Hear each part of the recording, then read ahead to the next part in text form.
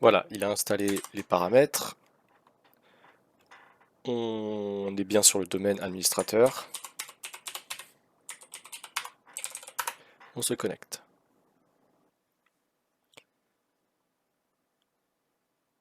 Donc, on le laisse charger. On peut voir qu'il a bien créé la DDS et le DNS. Donc de la même manière que tout à l'heure, on va vérifier la carte réseau.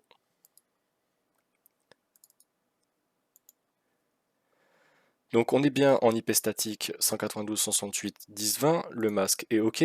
Par contre, le serveur DNS de notre serveur 02 a quand même gardé le DNS du serveur 01. Donc maintenant qu'il a son propre DNS, on va pouvoir aller lui configurer ça.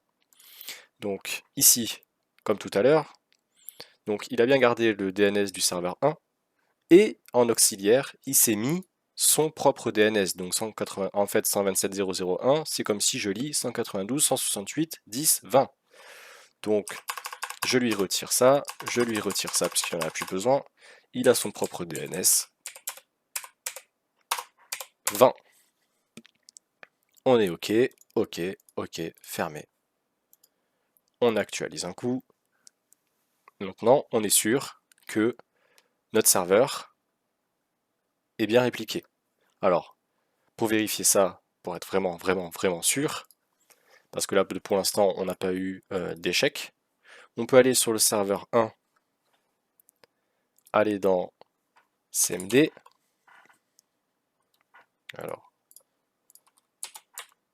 voilà, et faire un ns, donc la commande ns lookup. Alors évidemment il va mettre un peu de temps, ça peut mettre un peu de temps. Alors là il nous dit DNS request time out, c'est normal, c'est tout à fait normal. Ici on va venir vérifier le serveur DC02, donc on peut directement écrire DC02. Et donc ce qui nous prouve la réplication, c'est que ici, donc on a le serveur en réalité, donc là il nous dit unknown, mais je vais vous expliquer pourquoi et on va régler ce problème.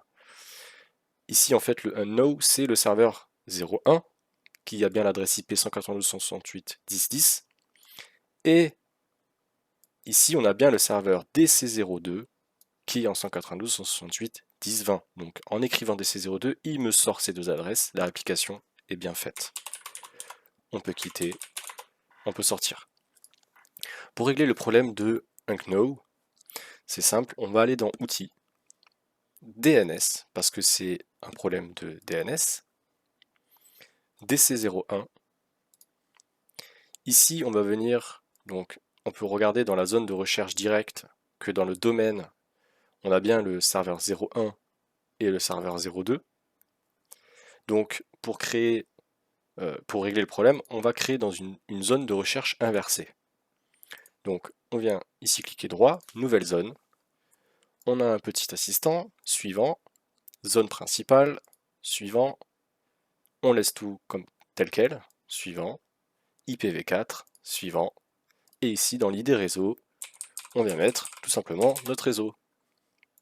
Suivant, suivant, terminé. Donc là on a créé la zone de recherche inversée.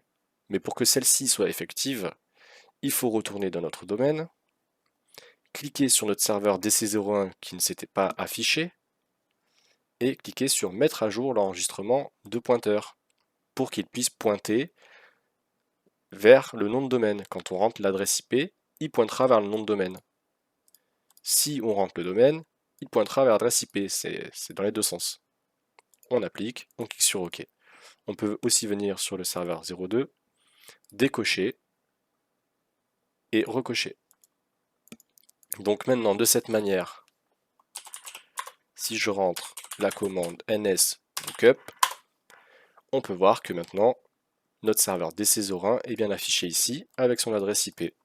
Donc si j'écris serveur 02, on a bien ici notre réplication et notre recherche inversée.